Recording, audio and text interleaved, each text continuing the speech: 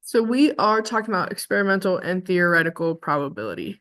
Experimental is what is happening, so it's repeated trials. So again, I think of that as what is happening. Um, so it's what is happening, and that's just how many times it happened over the number of times. So we flipped the penny 25 times. So that's the number of trials. So that'll be our denominator on both times.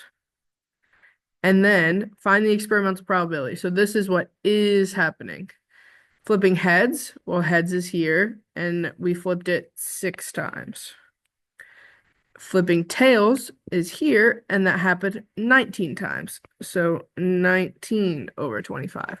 And then if you can simplify, do. So then we'll just type those in the calculator and see if we can simplify, which we cannot. So then those are just the answers. So again, the number of trials, how many times did you do the thing? That's the denominator. And then looking at the chart or whatever to figure out how many times it did happen. Um, Theoretical probability is what should happen. So it's the number of favorable outcomes. So again, I think of that as what should happen. So in theory, in a perfect world, what should happen? Um, so the number of possible outcomes over the number of favorable outcomes. So we're talking about choosing one of the letters. So first we have to count how many letters there are. So there's 1, 2, 3, 4, 5, 6. There's 7 letters. So that's going to be my denominator on all of these.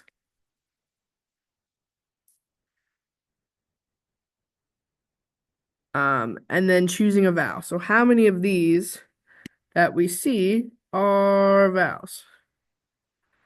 Okay, so our vowels are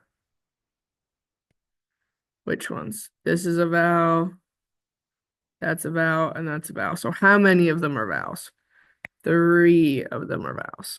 How many of them are X's? Well, I see an X right here. Any other X's? Only one of them are X's. How many of the letters we see are in the word roll? So that one's a little bit trickier, the word roll. So an E's in the word roll, L's in there, O's in there, R's in there, but so's the other E. Both E's count. So how many is that? That's 1, 2, 3, 4, 5. Okay, so theoretical probability is what should happen. Experimental is what is actually happening after we do it so many times. So looking at the bar graph, we roll something 300 times. So looking at experimental probability, that's when we're going to look at this chart and figure out how many times that happened. Well, 300 times is how many times we did it. So that's going to be our denominator. And then we're asking if we rolled an odd number. Well, odd numbers are 1, 3, and 5. So you're going to add those up. So you're going to add up that we rolled it 48 times for a 1, 50 times for a 3, and 49 times for a 5. And that comes out to be 147 times. Theoretical is what should happen. If I roll the dice, how many numbers are on a number cube? Or how many numbers are on a dice? There's 6 numbers on a dice, right? And how many of them are odd? Well, 1, 3, and 5. So 3 of 6, or 1/2, half the time. So how does that compare? Well, we would get them to be common denominators. So I'm going to take the 300 times we rolled it and figure out what half of that is. So what's half of 300? So half of 300 is 150. So in theory, theoretical, we should have rolled it 150 times. Experimental, how many times did we roll it? Well, we rolled it 147 times. So how does that compare? Well, theoretical is greater in this case. Does that kind of make sense? Okay. I want you to do 4A. So I want you to take a moment and try 4A for me. So I want you to take a moment and do 4A.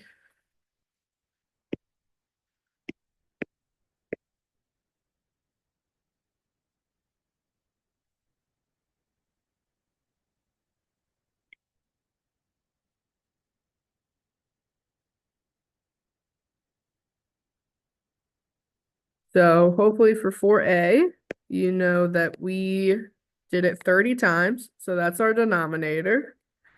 And we did a red 9 times.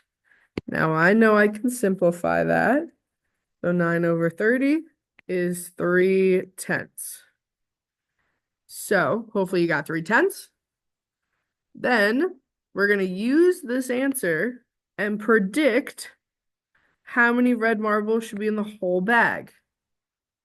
So we're going to take our answer, our 3/10, and multiply it by how many marbles there are. In this case, 50 marbles. So what's 3/10 times 50? 3/10 times 50. We should get 15 red marbles are in the bag. So we're going to take that same principle we just did and apply it to example 5.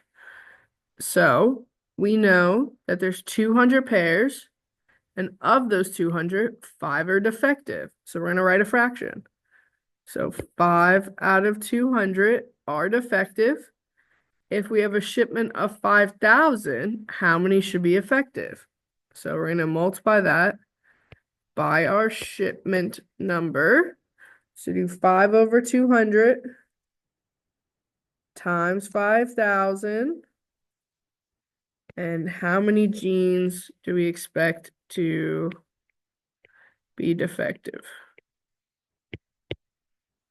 So you're doing 5 over 200 times 5,000, and you should have gotten 125 pairs of genes. Okay, those are our notes.